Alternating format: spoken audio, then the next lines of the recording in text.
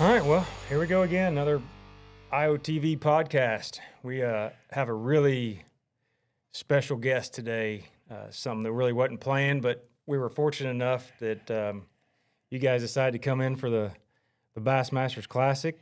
And so I'm here with Shane, obviously, and this is Mr. Bob Cobb.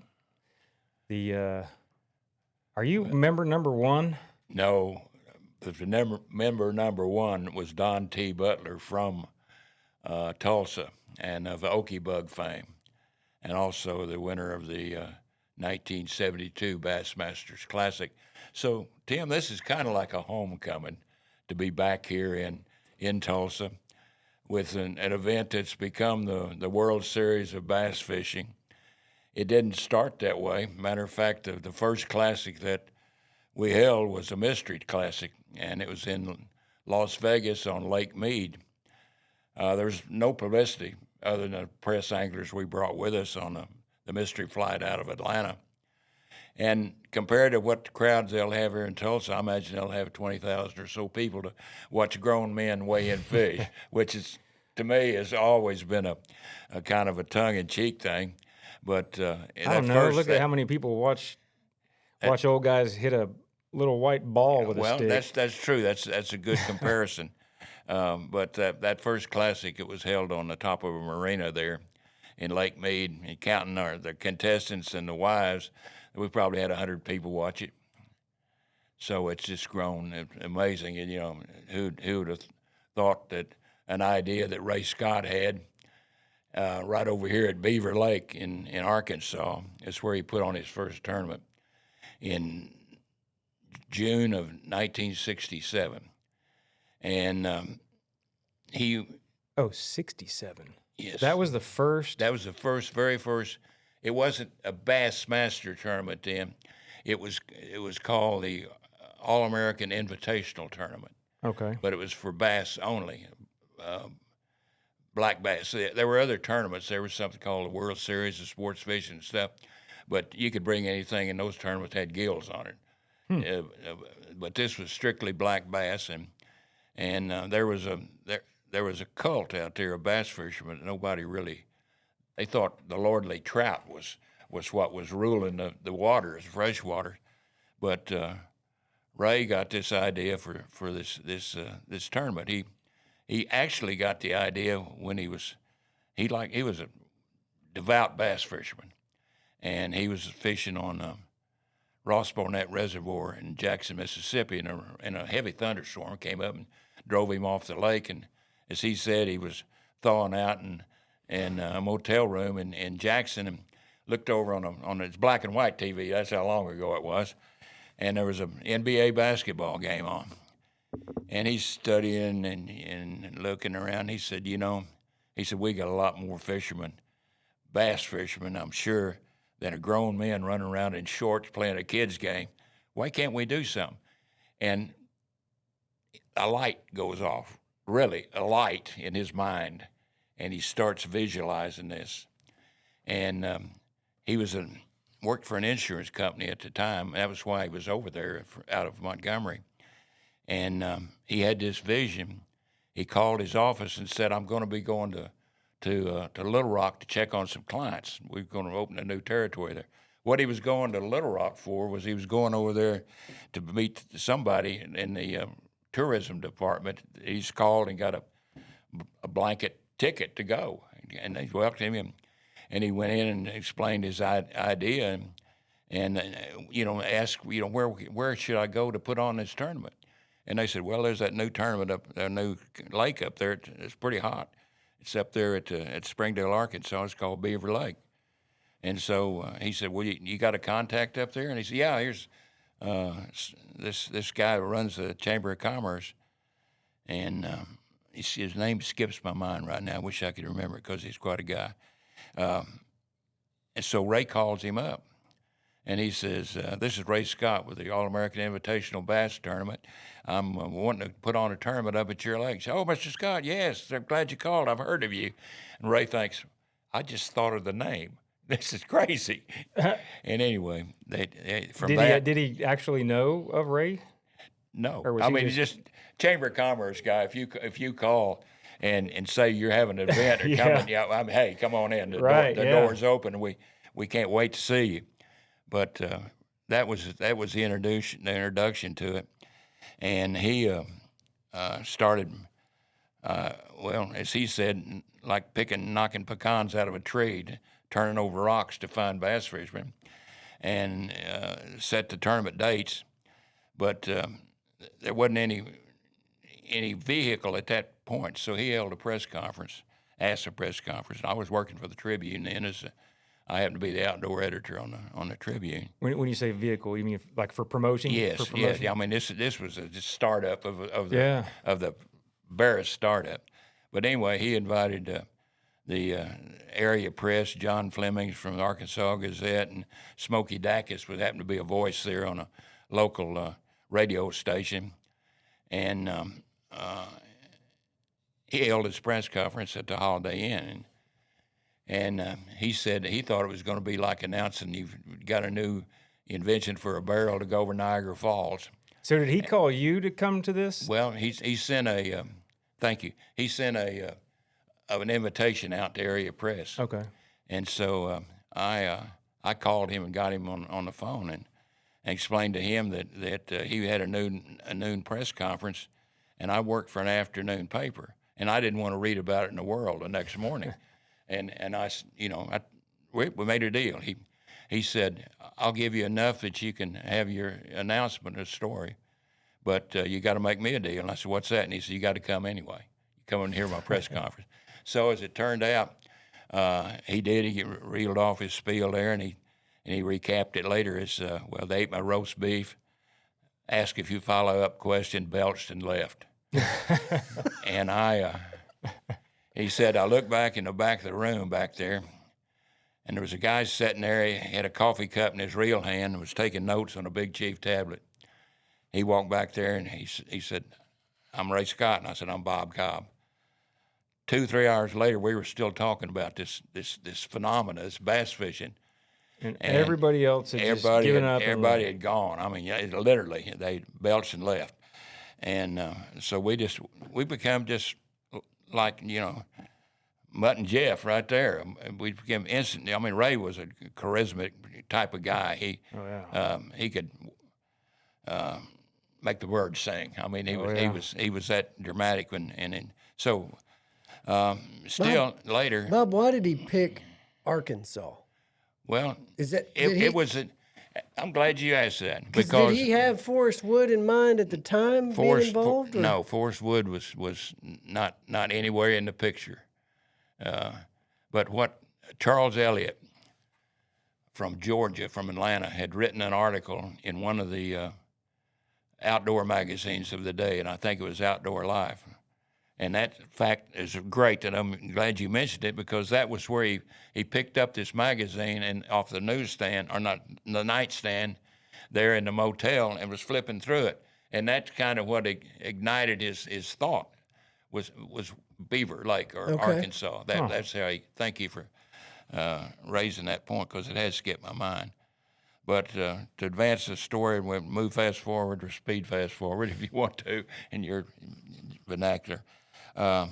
He wasn't getting any entries. I mean, it was just, as I said, he had no promotion vehicle. It was just kind of word of mouth, and he got a 800 number, and he was dialing for names. And he'd call a marina someplace and say, this is Ray Scott with the All-American Invitational Bass Tournament. You got any good bass fishermen to come there? Oh yeah, here's some names. Like he called Bainbridge, Georgia, on Lake Seminole, and Jack Wingate answered. Jack, he was super, just a good old boy, but he knew everybody in the South because they came from Nashville and every place, and he listened to what Ray asked him, and you know any good fishermen coming to Seminole? He said, well, Mr. Scott, just a minute, let me get my logbook. And he started reeling off names, Billy Burns in Lexington, Kentucky, and he said, here's a name that you ought to get.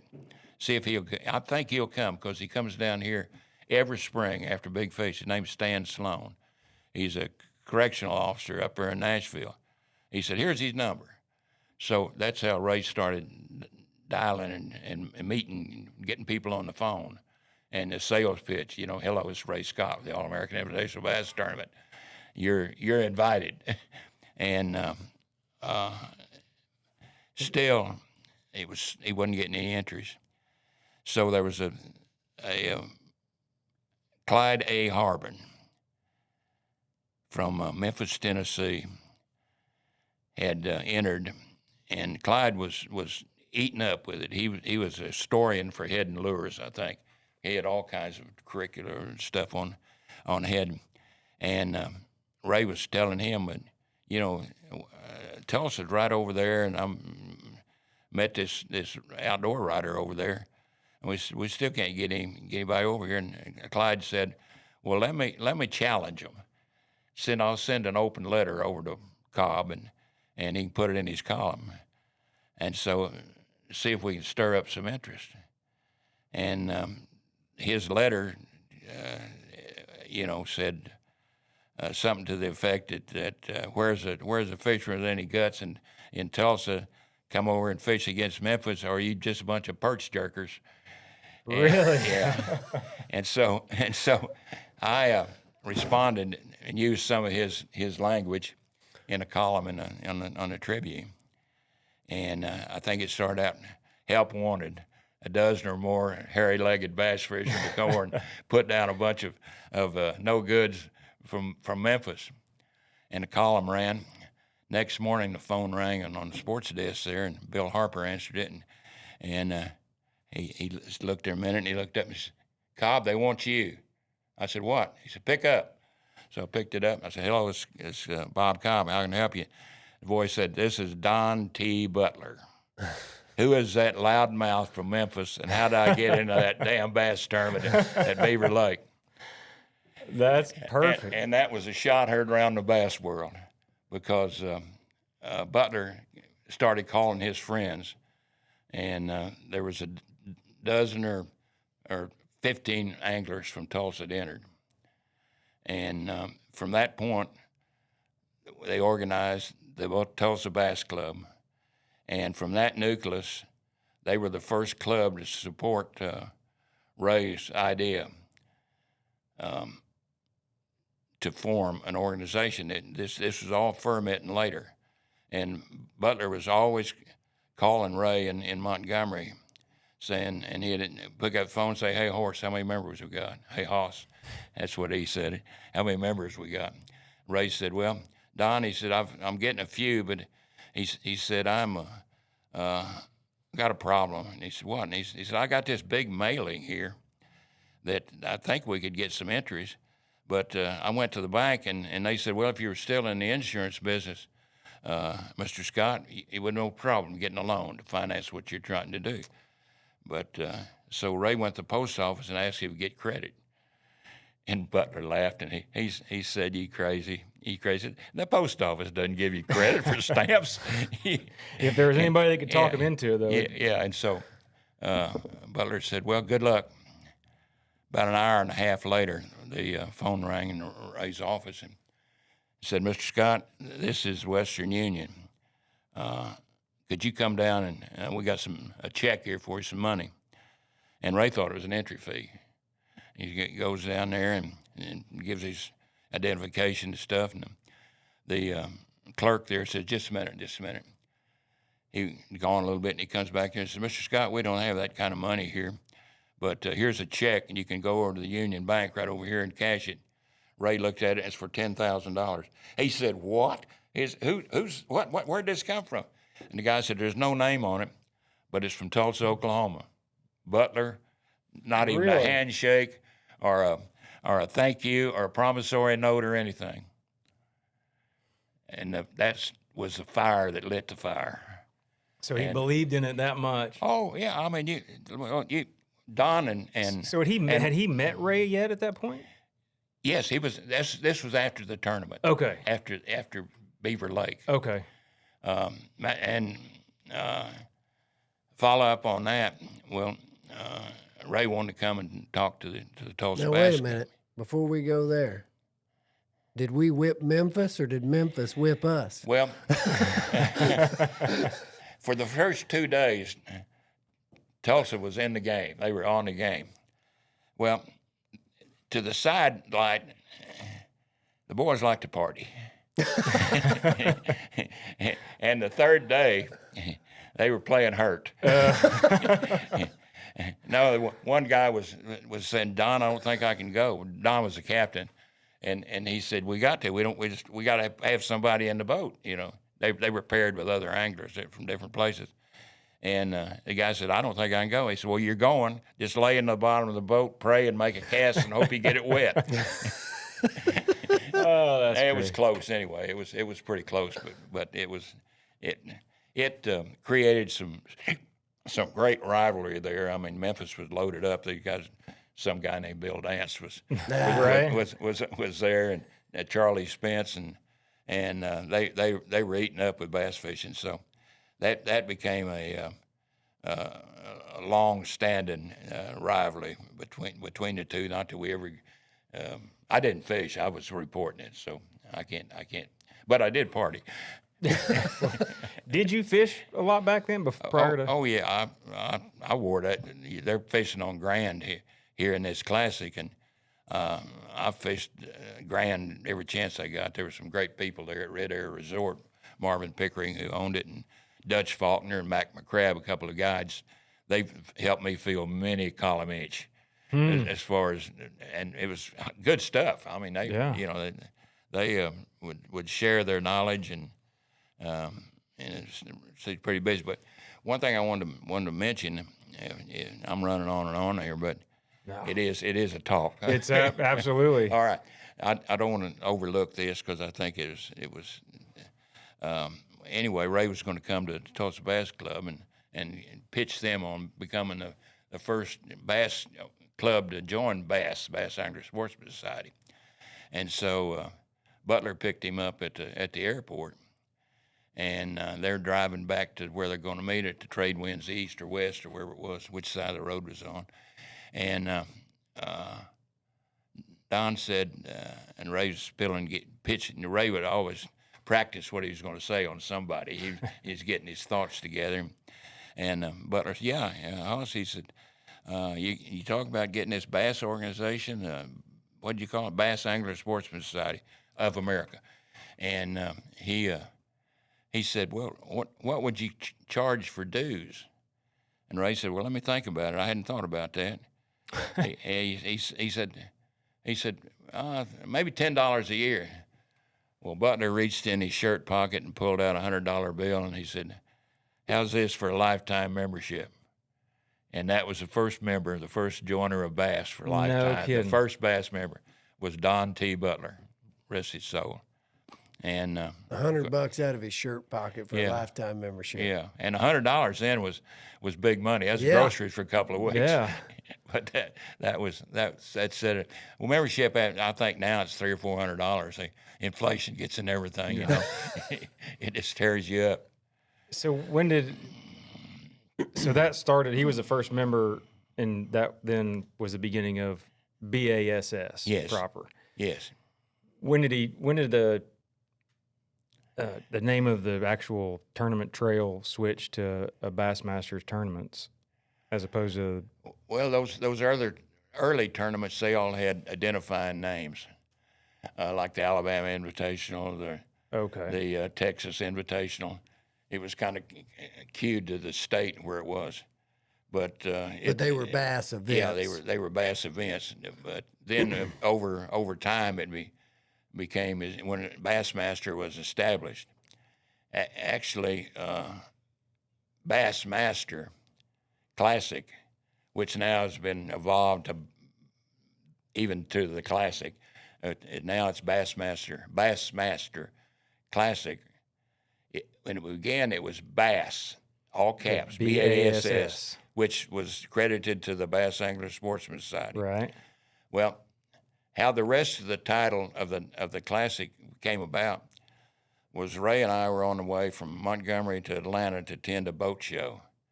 And again, we weren't getting any press and stuff, and Ray was moaning and groaning, and said, what do we got to do? We got to do something to get interest in this.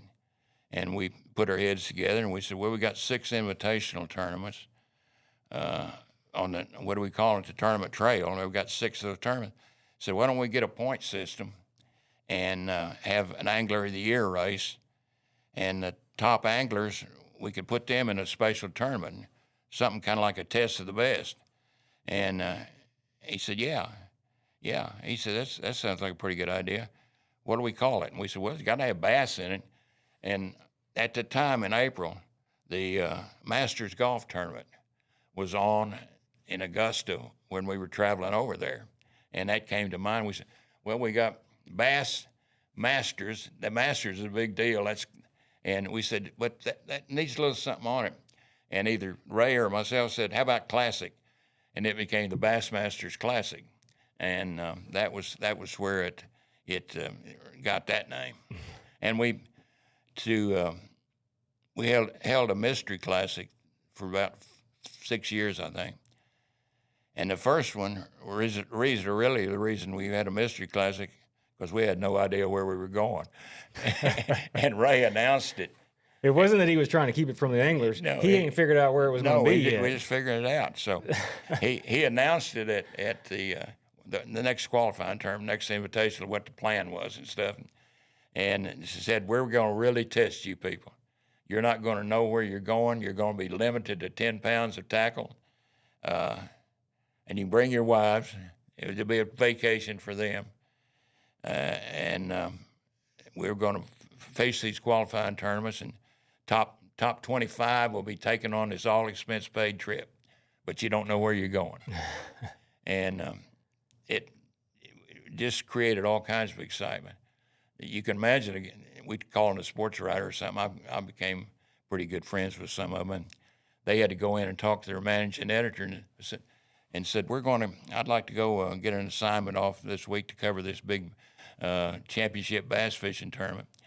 And he said, and the managing editor probably looked at him and said, well, good. I said, where is it? And he says, I don't know.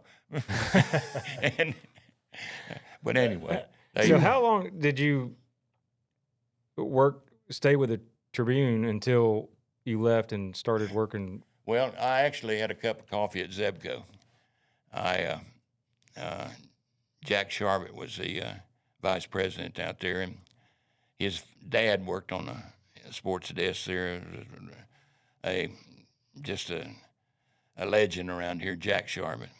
And John, we went with Zebco. I did a lot of stories and stuff around them, and we went up to Hudson up there once, and he sprang it on me and said, I'm looking for somebody to take over the PR position here at Zebco, and they offered me a lot of money, twice what I was making. I was only making $5,000, so I thought that was big money. Yeah.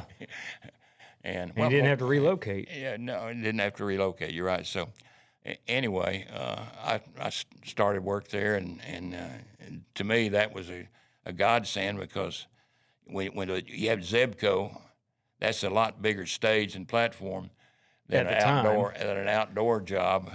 And we got to meet people, and we'd invite writers and stuff. So that's how I really established friendship and nucleus there during the time when fishing for money was kind of sacrilege.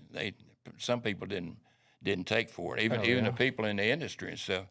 And particularly Isaac Walton League, they bowed up on it. They thought it was going to hurt the resource.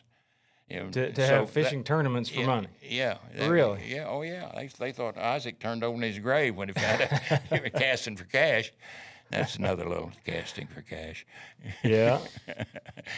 Oh, well, I'm wearing you out. No, I mean, we'll get into our history together, but a lot of these stories I heard as a kid, and have kind of forgotten some of them. Like, and I know I've heard this one before, since I was a kid, but so what did you do when you left Zebco to go to work with Ray at Bass? Well, is that when the magazine came out? Ray had started a magazine, and I had been writing for him. I was still at Trib, and Okay. even when I was at Zebco, trying to help get the magazine started. It was kind of a well. He actually came back and came to Tulsa to the house to meet my wife Barbara, and see. Leslie was 4 then, Brett was 2, so and I had 2 bird dogs, and I ended up shipping the bird dogs down there, and we drove down. I got to hunt with them twice after that. We got so busy, but he came and talked to Barbara, my wife, and said, you know, this is what we could do, and it was all pie in the sky, and you know, just blue sky dreams. I mean, it was a dream, and she went over to Broken Arrow and talked to her mother, and they're sitting around the breakfast table there drinking coffee, and Barbara explained to her about you know we're going on. I don't have any family there. We're going to clan country. I got 2 young kids, and her mother, May Foster, said, Barbara Ann, when it's serious, when you got to Barbara Ann, if that's what he wants to do, he said, you go and do it and make it happen. And if she had have said, you know, no, it never happened. Really? And so we loaded up and took the adventure. And Ray had an office on Mount Mag Boulevard Street, I guess it was. It was right down from the church where Martin Luther King preached his dream. I have a dream. So No kidding. all this is kind of, you don't believe it. Yeah. But that's happening. So we pull up at the curb there, and I look over across the street there, and I said, uh-oh. She said, what? And I said, I hope it's not a bad omen. She said, what? And I said, that's tombstones over there. That's the grave markers. They're selling monuments over there. And well, Ray's front door was down the back alley of this building where he had leased this. So we went down there, and he welcomed us in, and we went down this little short hall, and he said, here's the Bass editor's office.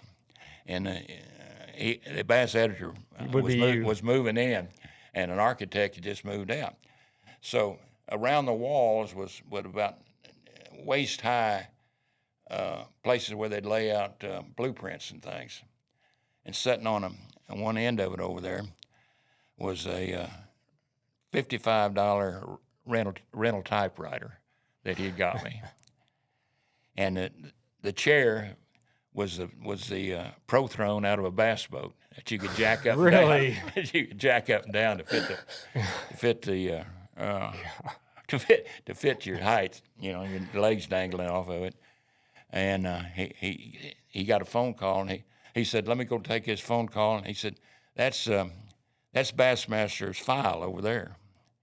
I looked over there, and there's a cardboard box, and it was Whitfield pickles.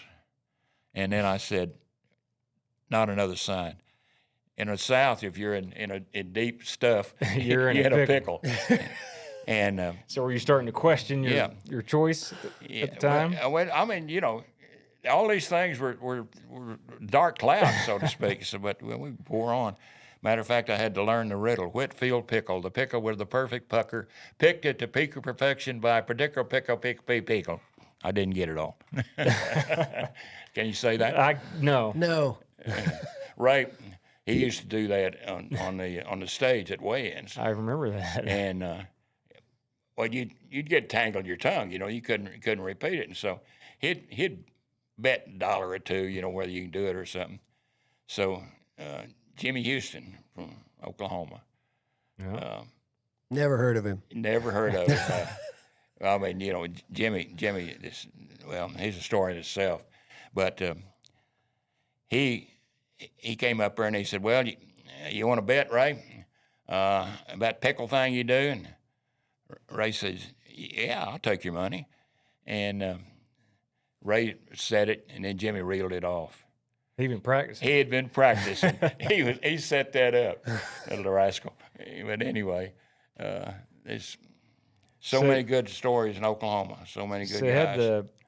He had the idea, got the tournament started, and through that started getting the members to join the BASS, and then you guys got the magazine started. And then at what point did you guys decide we should start a TV series? Well, this is because production back then was not a small ordeal like it is now. It was well, you hit it right there when you pointed out that it was not a small ordeal, but then particularly because the editor, he was a print guy. He didn't know the first thing other than I went to radio school in University of Oklahoma, but that was before TV was even around, honestly. And so we're out having I think a Chinese lunch or something, and Ray and myself and Helen Severe, who came on board as marketing director, and was the one that really helped build the momentum to build Bass with mailings and things. And that's a longer and a better story. But anyway, Ray's, again, blue sky, and he's thinking, well, we ought to get on television. We ought to have a TV program. Can you do it? You can do it. He pointed at me. So we were still thinking about that idea, but we went to for the Classic in 1984. This is about the time to answer your question directly. 1984 at Arkansas River at Pine Bluff.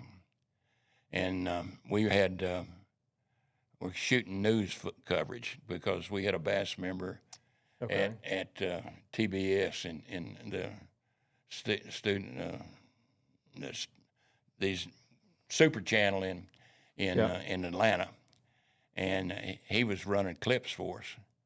Okay. And just covering the event. Yeah, well, we're just news clips, short stories and stuff. We had a guy from Montgomery there named Dan Black who was shooting, and it wasn't any. We had no plans for a full length thing. We didn't have that in mind, but we're just using this as a news feed to kind of generate interest and build a momentum for the sport. And then this is the Classic that Rick Clunn said only in America could you chase little green fish for 3 days and make $40,000.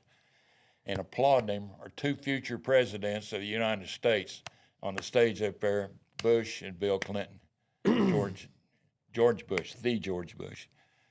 And it was such a moment, and he set the Classic record, and it was indoors, and it was just people cheering, and it was like a football game or a NBA finals or something. But it was just that moment, and it was just too good of a story base not to try to make it something out of it. I mean, at that time, the momentum was really going. The popularity of it, the word was spreading. So we took every scrap of tape that I could find, every frame, and we wrote the script. And Chuck Roberts, from news footage. Chuck Roberts, he was. I mean, just from footage that was put together originally thought of just for news clips. Yeah. Really? Yeah. But we got the key stuff. I mean, the weigh-in and stuff, but just didn't have that much action on the water and stuff like that. Which now, it's pretty common the way the tournaments are covered. But then you were hunting for black socks in a dark closet. You try to put it together. But anyway, the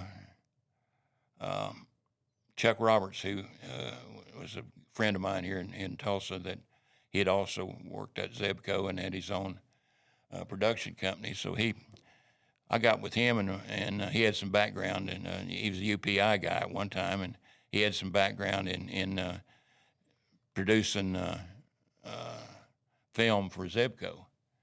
So we got our heads together and started to try to build this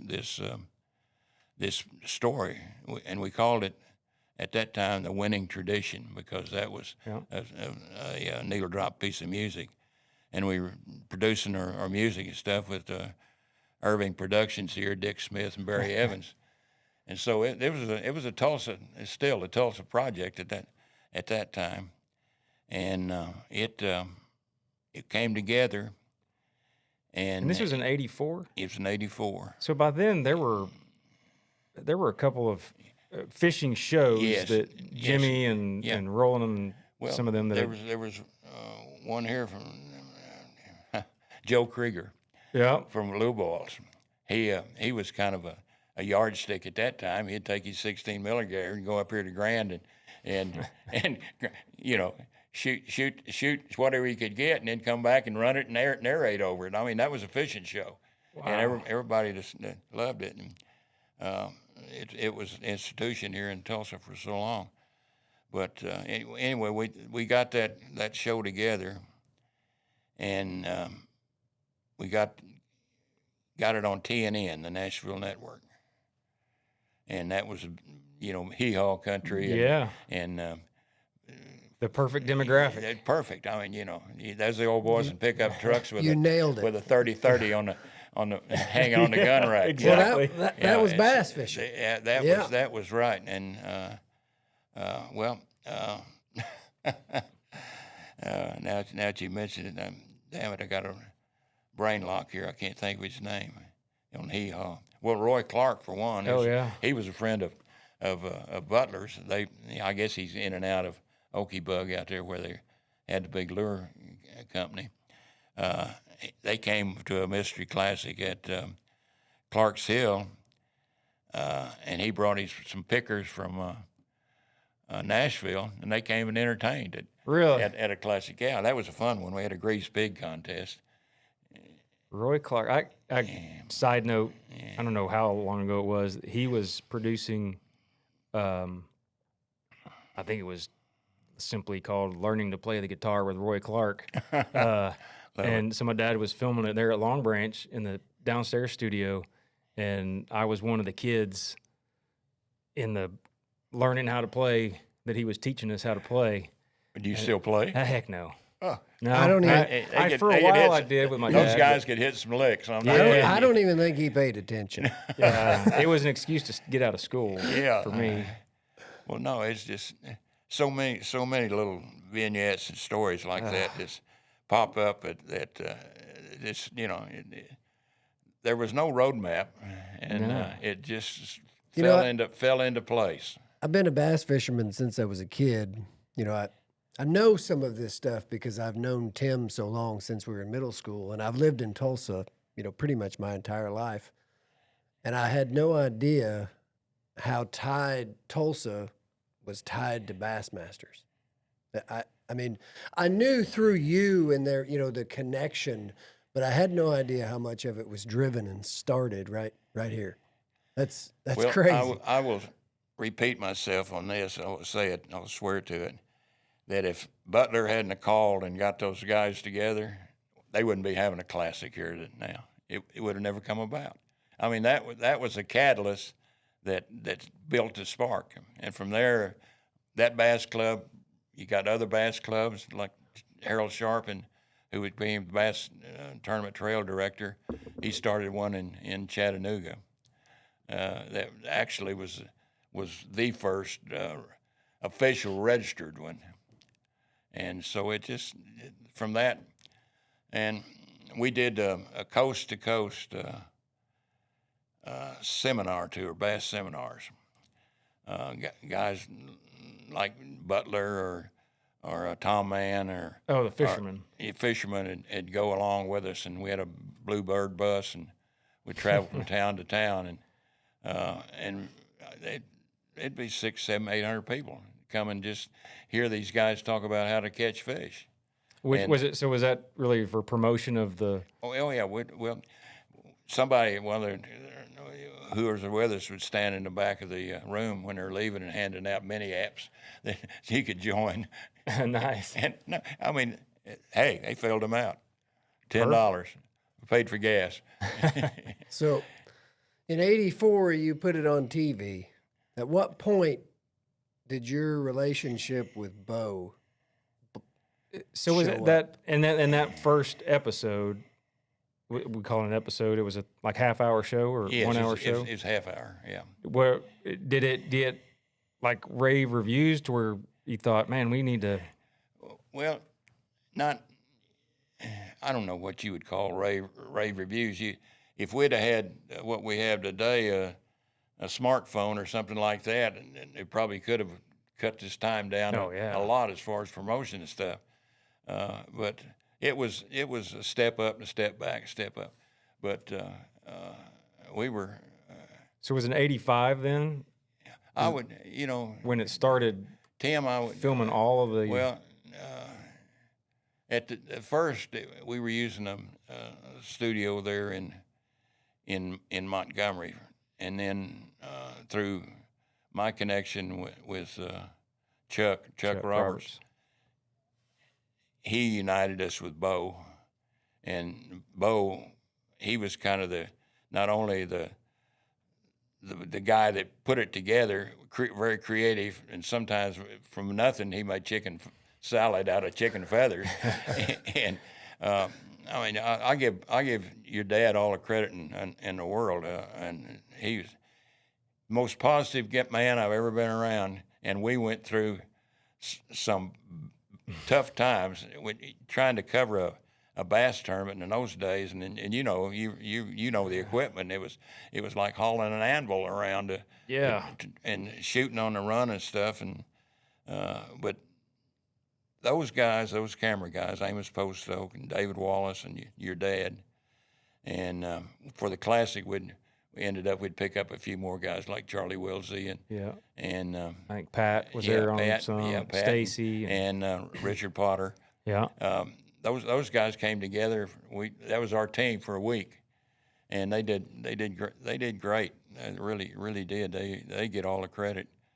And of course, you came along. We taught you how to edit. Yeah. I'm kidding. I'm kidding. It was a nice change from the dental surgery stuff I was working on at the time. I remember when your eyes lit up and you said, "You've got time code on this?" Yeah. It was, and it's because you had back then, for as long as I can remember, till we stopped doing the production on other than the Classic, the tournament trail tournaments. I think we were talking about this last night. There was 2 camera guys, basically, yeah. For all the anglers, and the 3 days you had 2 camera guys. And back then, there was no, I'm going to drop you a pin. There was no GPS yet, no cell phones. It was just. Let me paint you a picture of how impossible it was. Lake Okeechobee in South Florida. I think, and I may be a little off a mile or two, 640 square miles. Yeah. And we're launching there at Clewiston out of the marina. And we want to follow after the first day, we want to follow the guy that's in the lead. So I go over to him and say, we'd like to get a camera on you tomorrow. Where can we find where you're going to be? And he says, well, let me tell you. He says, you go out here on the rim canal and turn right and run down the canal until you see the first open water on your left. Turn in there, go into the sun, and run at 5,000 RPMs for 15 minutes. I'll be on that weed line. Oh. They found him. That's as I said, a black pair of socks in a dark closet. Were a lot of the anglers in the beginning secretive about where they were fishing? They were gun shy. Yeah. Matter of fact, well, bless his heart, Guido Hibden. He was from Missouri, and if you weren't family, they don't trust you there in certain parts of where he was from. So we had to get Guido and get him to understand that we were promoting him and fine. But his boy Dion, we never quite got across to him what we were trying to do. I found out later that he told his partner, "Reel up, we're moving." And I said, "Why, they're hitting here?" He said, "Yeah, but there's a camera boat coming." If he'd only known Yeah. the worth of being on the TV and what that could turn into monetarily for someone like him that was, Yeah. at that level at that sport. Well, it was, as you said, that was a family secret in most places. You didn't share your fishing hole, and there was a written rule there that if I fished with you today and we went to my fish, you wouldn't go back there. It was just kind of a gentleman's agreement deal. So. That's right, because there were 2 anglers in a boat. Yes, yeah. And it was that this was before the pro-ams. Yeah, they were paired. How did they choose who was in the front, who's in the back? Flip a coin. Every day? Well, like each day they would. Well, we'd meet after the pairings, and then Harold and Ray would announce who was paired. And this, call your name, and here's your partner, and you'd stand up and wave, and you get together after the pairing meeting was over, and make a decision on that. And you'd say first thing, you got any fish located? and he'd say, yeah, I got a few. And he said, okay, you want to go in your boat? You want to go in mine? What horsepower are you running? You don't have a 150? Let's go in mine. And were they partners for the tournament or just that day? That one day. So that changes things. So as to answer your question, who'd run the front of the boat? Trolling motors on the front, so you're fishing used water usually if you're in the back. Yeah, so they'd trade back and forth, and a lot of times I've seen them standing there side by side, just wearing it out, But to select the boats, sometime they'd flip a coin, because the guy liked to take his own rig, you know. But they. And bass boats, I mean, that's a whole nother story. I mean, so much of it has evolved. They went from a flat-bottom John boat with about a 2-inch freeboard, and that's another funny story. And I can't remember all the characters involved in it, but at that first tournament at Beaver Lake, that All-American Invitational, Ray was so paranoid about any monkey business or anything going on. If you were, after the first day, if you were in the top 20 and you were paired with another angler, but also he put an observer in there. And you don't remember that motor guide ad that showed these 3 big guys, rub-a-dub-dub, 3 guys in a tub, showing how you could pull.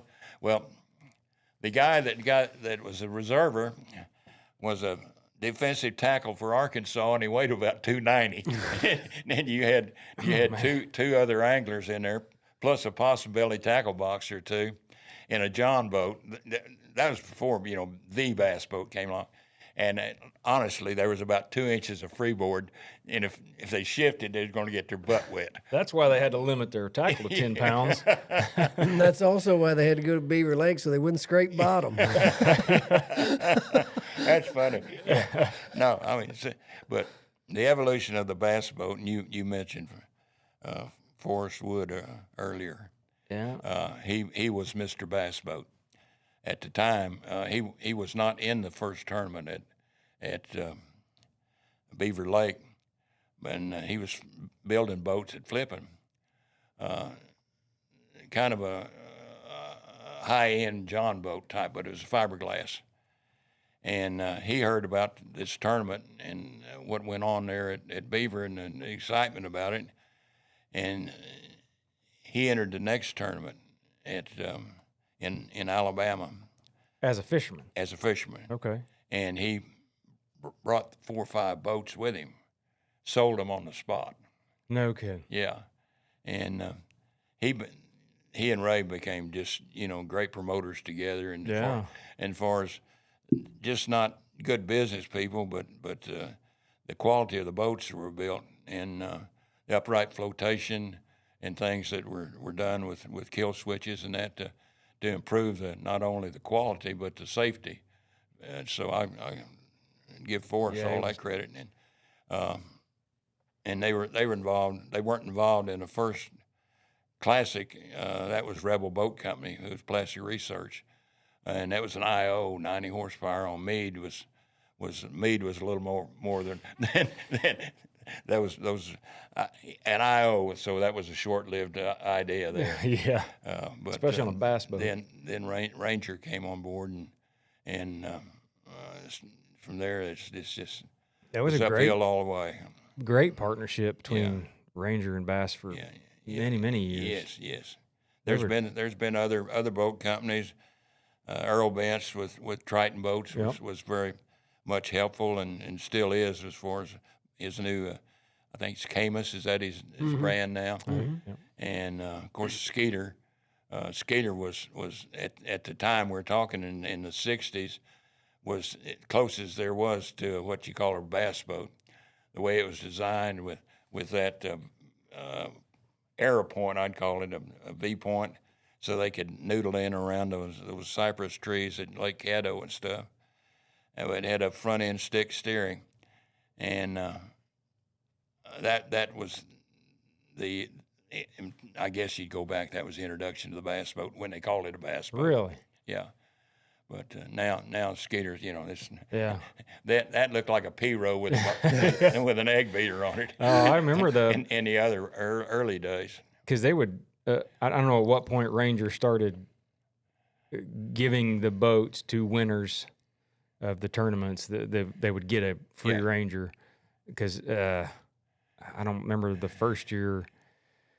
Dad came back from one of the tournaments hauling a boat. I was like, what, did you buy a boat? And he said, yeah. I don't remember who he bought it from the first one, but, because they had their own boat there. Right. And they couldn't haul two home, so to get a pretty good deal. Yeah. And so there were a few years that, he'd get one, buy it cheap, and bring it home. We'd fish out of it for the year, and then he'd sell it. And the next time he got one, I'm glad you told me that. Little narrow things. Yeah. Bo could see a good deal coming. Yeah. Yeah. And then like the last one, I don't know, I want to say maybe it was Denny Brower, and we held on to that. That's what I learned to ski on and tube on. I mean, that was the only boat we had was a bass boat. You were skiing behind a bass boat? Oh, yeah. Shame on you. Sacrilegious. Yeah, well, middle of the day, the fish stopped biting so much. Yeah, that was. I fished my first tournament in a Ranger P-row on Fort Gibson. Probably it was me and my brother and his best friend, and we were in Flat Rock Creek fishing the old Tuesday night jackpot. Oh boy! And we got second, and everybody else, took off, and basically all we had was something to get us down there to Whitehorn from Flat Rock Creek and back, and then a trolling motor, and we was river rats, so we just caught fish and end up second place. Yeah, that's quite a story. What was the prize fund? I'm trying to remember,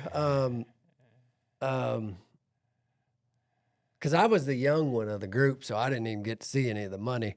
My brother and Kevin, his best friend.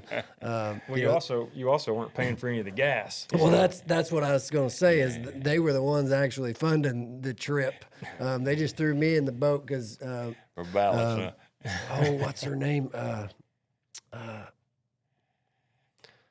cannot remember her name. It's slipping. But the lady that ran the tournament, she said I could fish with them, because I was a little brother, so to speak, but it was my first experience with bass tournament fishing out of that. Well, that was the grassroots, those jackpot tournaments. Yeah. Usually the last guy weigh in won. Yeah, right. And it was suspect that some of those fish had been in the previous tournament. Yeah, I remember those days. No, it was. That's one of the things that Ray was such a spokesperson, or he was so outspoken for the health of the fish and handling the fish and how not to handle them, making sure that everything and it so much changed for the better every year, losing less and less fish and being able to take them back out and dump them. And well, basses don't kill your catch program and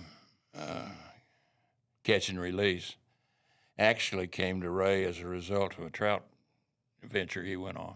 Oh, really? Yeah, he was speaking to a group in outdoor riders in Florida, and after it was over, this secretary of the Fly Fishermen of America came up to him and said, "Mr. Scott," introduced himself. He said, "We're having a conclave up in Aspen, Colorado. Would like for you to come up and speak of what you're all doing with conservation." So Ray said, "Yeah, I'll be happy to." He goes up there and makes his spiel, and he said, "I didn't know anything about fly fishing or trout fishing or anything." He said, "I started making fun of them like Rodney Dangerfield would do, talking about their knee-high waders and fluffy little jackets and dressing for it with fluff on their collars and stuff." And they laughed, and he got away with it. He said, "I didn't know a bluegill from a stump knocker or something." Anyway, they went out on a trout stream, and Ray was just observing. And they're lined up down the bank, and some of them are wading, and the guy hollers, "Fish on, fish on!" And everybody drops their rod practically and looks, and he fights this trout. And it's carrying on, and the thing wasn't but a foot long, the fish. And the Ray said it got from somewhere, the guy reached behind his neck and jerked out a landing net and brought this trout in, and then very carefully unhooked him and worked him back and forth and released him. And he said everybody on the bank went crazy. Just cheered, catch and release. Catch and release. No kidding. So, again, Ray has that light go off, not there, but on the way back, he's flying back to Montgomery, and he says if that bunch of trout fishermen went that crazy over releasing an hammer-handle-sized bass, what would the bass guys do with a 5-pounder? They'd just go crazy. Yeah. So he went to the next tournament in Florida at Toho, and announced previously that we were going to do catch and release, and it would be each fish weighed in would, if it was dead, you got penalized. It's a few ounces. So that's when it started. That's when it started. And boats didn't have aerated live wells then. A few of them didn't, but a few did. But mainly they were bait wells where you kept minnows and stuff in it. And so it'd be dragging them up on stringers and stuff. So that's why you saw those early day pictures. But anyway, back to Tulsa. The guy named Don Butler, he got to thinking, well, we can save those fish. They built an aerator in a igloo cooler with a spray bar, and would circulate the water, and would run it off of the cranking battery in the boat. Really? And that became nicknamed the Okie Bug Live Well. And that was a design that Forrest Wood took and put in the Ranger boat later, built into the boat. I never heard that one. Yeah, that's awesome. That was another. I tell you, it's the roots and tangles come to Tulsa. Yeah, they're just interwoven in it. In those early days, Don? Was he one of the? He didn't start Okie Bug, did he? Yes, he did. Oh, he did. He was in the lumber business. Okay. Quite successful as lumber wise, but he enjoyed building baits, really. Yeah. I mean, and he started with the Okie Bug spinner bait. I don't guess I realized growing up here, and a lot of this is just, it was just what was going on. So it wasn't unique to me, but I didn't realize. I thought the Okie Bug store was just someone that just opened up a bait shop. Well, it was a glorified bait shop to begin with, and it just kept, people would come and stock their inventory with it. No, at the time, Tulsa was known as Tackle Town. No kidding. They had Lawrence, they had Zebco, Okie They bait and had tackle. Okie Bug. They had Gene LaRue. yeah, LaRue jigs. Yeah. What the heck is? Damn, I can't think of his name. He's a jig man. Oh, Something's jigs. Something jigs. Um, Chris Gouskus had a stringer with enhanced it with plastic on it so it wouldn't tangle up. I know you're talking about his name. Pitt. On the tip of my tongue. Pitt's jigs. I can't think of his first name. They were, and of course I mentioned Joe Krieger earlier. He was the greatest promoter around here with his and lube oils. Well, and Jimmy was. Well, he wasn't from Broken Arrow. He was from. Where was Just Jimmy outside of Houston from? Tahlequah. Was it Tahlequah? Yeah. yeah. His folks ran at Cooks and Bend there. They ran Yeah. Cookson was actual. I guess you call it a country store. Yeah. And Jimmy did. That's where I met Jimmy the first time. Was there. His dad had made a deal with me to go over to Tin Killer. I was working Tribune then, and we were going to do a story on night fishing on Tin Killer. There was a big deal over there. Then they'd fish under lights and you'd doodle sock minnows. And I got over there, and Jack Houston came and he said, I'm tied up. I can't get away, but I got you taken care of. And he said, my boy's going to take you. That's him right over there. Well, Jimmy is 16, 17 years old or something like that. I mean, so we went, and it's just pitch dark. Other than the lantern over the side of the boat, you couldn't see your hand right here, much less. And there were other boats around. And we baited up and dropped down, and Jimmy said, "There's one." And he reeled it up and started laughing. That laugh. I mean, he had it then. And out of the dark, you heard somebody, "Jimmy, how deep are they?" He couldn't see us, but just heard that laugh. I'll never forget that. That was fun. I don't know. Jimmy swears we caught 200, but I think he exaggerated. Where crappie? Yeah, the white bass too. Yeah. Yeah. Yeah, it was fun. Yeah, but there's been, I mean, Oklahoma produced some good fishermen between. Oh yeah, there's well, Wes Littlefield was with the Tulsa Bass Club, and at the time he was probably one of the better fishermen around here in my mind. Oklahoma? Gene LaRue was right here at, well, it was in what's now Wasso was Gene LaRue. Yeah. And, Tommy Biffles, Oklahoma. Oh, well, Biffles.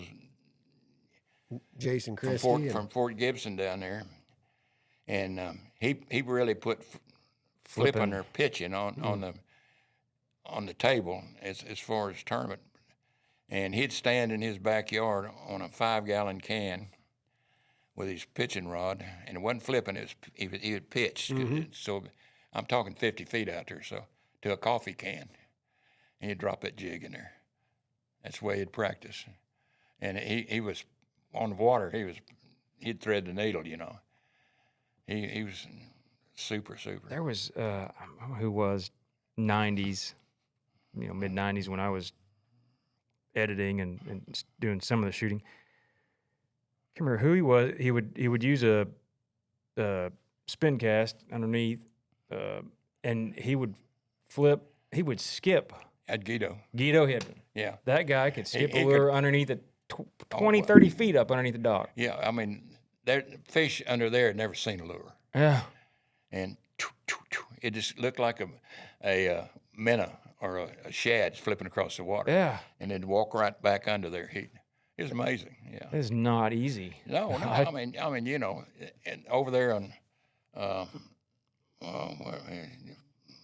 I can't think of where he lived on that lake. Or it's kind of like Grand, had a lot of houses and docks and things, stuff like that. And he could just walk it back under there. Yeah, and there's cables and foot walks and everything else there that he had to surround to get through. Of course, once you got him on, it's tough getting him out. Yeah, but get wrapped up around the first thing was getting him to bite. The next thing was, oh God, here he comes. Yeah. Yeah, and, pitching and flipping around docks. It's like once you get it in there, how am I going to get it out? Well, we'll figure that out if he That's bites right. it. That was probably one of the best lessons I learned when I started fishing was catch him first. We'll figure out how to get him to the boat after you catch him. That's right. Same thing with, I think one of the worst things we ever did was after high school or in high school fishing with, I guess it was after high school, fishing with a buddy, Jimmy Davis. Mm-hmm. We started fishing tournaments. It was his dad's. It was a 70s model Ranger. And we never won a tournament, but we were always in the top 5, maybe top 10. And we thought, we go in and get a new boat and really see if we can do something here. So we figured out how to get the money and got a Triton. And all of a sudden, we were scared to death to put a scratch on that boat. We'd been fishing out of this old little, that blue Ranger that you couldn't tell if you put another scratch on it. So we'd go anywhere. We'd bust through brush and go in and catch fish. And then we got a new boat. And it was the downfall of, we just never wanted to take it in anywhere, and down we went. And then it got stolen from his grandparents. It was between another boat and a travel trailer. We were fishing a tournament the next morning, and so of course had all of our gear in there, and not really an alley, but his grandparents' house. And someone that night must have known we were loaded up, whatever, but somehow without waking anybody up, they backed in there and got that boat out and stole it with most of my fishing gear. Wow. Yeah, it was. They probably wouldn't have stolen it if you'd have scratched it up a little bit more. Probably. Yeah. You left it too pretty. Yeah. Yeah. You got time for one more flashback story? Absolutely. All right. Well, you mentioned that scarred and crashed up boat and stuff. Well, I did fish a tournament or two when I was at the Trib, and it was before Ray as the World Series of sports fishing, and it was on Taneycomo and Bull shows in that area over there, and you drew, and I was paired with I didn't have a boat, so I was paired with Ralph Day of Springfield, and as being from Tulsa and having friends at Zebco, I was using Zebco tackle. And I met the next morning and getting his boat, and he looked at my rig there, and he said, "What size line you got on there?" It's a Zebco 33. I said, "It's probably 12." He shook his head and he said, "I don't know, boy." And he said, "We'll see." So we go out in the lake and pull up, and there's a tree line running down there. And he says, "What you do," he says, "you throw over those limbs and down and doodle socket. That's where they are." So, it's hang up city. And here he goes. He goes down in there, and he jiggles a little bit, and then he sets the hook and reels up, and he's got about a 5 or 6 pound bass flopping in the tree limbs. And I looked at him, I said, "What do we do now?" He turned around and cranked his outboard, and he says, "Duck." And we went ramming in there. And he got the fish. Yeah, it was a big fish of that tournament that day. There, Ralph perfect Day, example. one of a kind. Yeah, duck. How do you figure out that pattern? I saw Randy Blockett fish it later in a bass tournament on Kerr Lake. You just throw and throw. Like you said, you got to get him on first. Yeah. Then you literally crash in there and get him. There were, and I think my dad taught me this, not so much as fishing on the other side of the limb, but intentionally casting over it so that then you could ease it over and then drop it straight down. That fall. It's natural when it's coming down like that. Yeah. No. So there's so much history between us, and you knew me before I knew you. I knew of you. Just so grateful for the opportunities to be able to work with bass and hang out with you guys, and the trust that, you and Ray and my dad had to allow me to edit for a while, and the joy it brought to my dad. He loved filming, and if his daily goal was to be the best camera person that day, and it was a special time, and you guys, not it meant only a lot to besides him. did Bo have a great impact on fishing show for Bassmasters, he also worked with Roland Martin, Yeah. and Jimmy Houston, and Jimmy was always excited about having Bo on camera because Jimmy liked to buzz a spinnerbait, and your dad would follow it, and it was, you don't get those shots unless you're Walt Disney or something, and he would get them, and it just made altogether a difference. You'd see the cast, and he'd pan down and pick up the retrieve, and bam! You were he there. could do magic with a camera. You were there. He was a craftsman and an artist. He took a blank canvas and made a beautiful painting. It was well, yeah. It was a magical time, and a lot of what you've talked about, and way more. So tell me. I mean, I know, but talk a little bit about the book. And well, it's called The Bass Story Unplugged, and it's detailed, and a lot of photographs that anybody that's early day bass fisherman or belonged to bass could relate to it and treasure it, because we've got the coverage on a lot of these guys we talked about, and the tournament history, and the dawning of catch and release and those things. And it's the story of the first 50 years of bass, the Bass Anglers Sportsman Society. To me, it's a very personal journey. You can as I inscribed in it, I think I said, you hold in your hand a story of hopes and dreams. Hopefully our path will inspire readers to dream big too, and have the courage to chase after it. In life, as in bass fishing, keep plugging. Dreams do come true. And that's kind of the philosophy of it. How long because it's a big book. It's a great read. Love the personal feeling you get from the way you told the stories and the pictures in it. But it's not a small book. It's not a short book. No, matter of fact, early when we brought it on, and I was in Tulsa, and we were doing some editing, and the outdoor editor of the Tribune at the time, or the World, I can't remember. I got in touch with him and I wanted to give him a copy of the book. So we met for lunch and down at the Brooks on Riverside, I think. And he looked at it, and he started his article. If you have trouble getting your bass boat out of the hole, what you need is a copy of the bass story to lay on the front of it. Lay on the front of it. It's pretty heavy. It is, but it's a great. Would you consider that a coffee table book?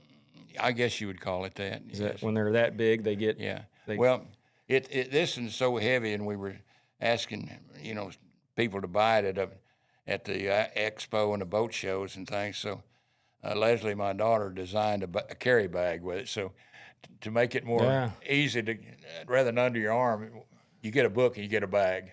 Oh, how? I mean, you guys, are you gonna have them here at the Classic? Yes.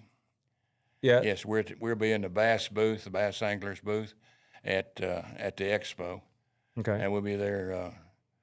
Friday, Saturday, and Sunday. I wish you people drop by and give you a chance to thumb through this. And here's more stories. We'll probably burn your ears up, though. Thank you. So you'll be selling them, assigning them. Yes, for the folks. We would certainly be happy to do that and dedicate it to any as a gift to anybody that they'd want. So if nothing else, just old bass members come by. It's an awesome read. So if they're not going to make it here to the Classic, how can they get online or something? How do they go about buying one? we have copies through the publisher, like Zebras. What is it? Amazon? It's on Amazon, too. Okay. What is it, Leslie? Xzebras.com. Is that it? Yeah. Ex Libris, but Yeah. mostly Amazon. Glad you asked. So, have you recorded the audio series for it yet? We're talking about it. Tim Miller and I, we were talking about it. Maybe that would be another lifetime project, so to speak. No, we haven't. You have that much air left in your lung? Well, I don't. I wish that that thought had come about earlier, and we could have had the people we talked about on air. So many of my favorite friends and sportsmen and stuff have gone on to the big fishing hole. And I can't say enough about your dad, the work that he put in on it. It was like kind of religion, In Alabama, the Baptists go to church on Sunday and then come back again on Wednesday and pray that the fish will bite on Saturday. That's the kind of dedication that a bass member is. Yeah. So that was.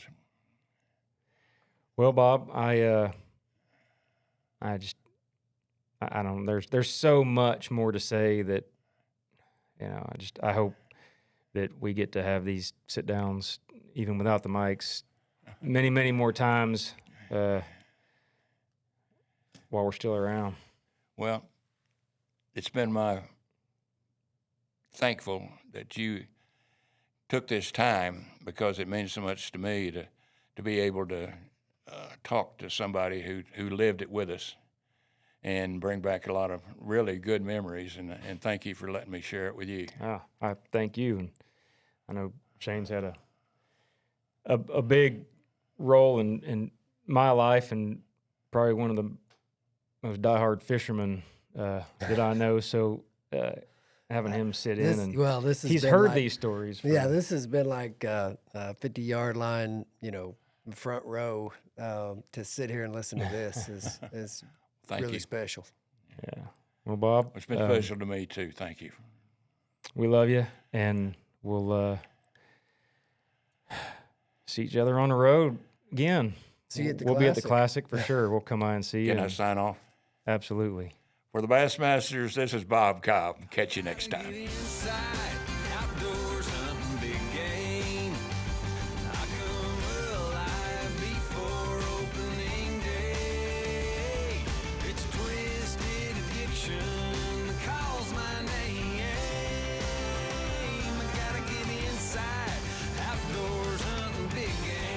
Keep up with IOTV on social media for all their latest news, tips, and giveaways.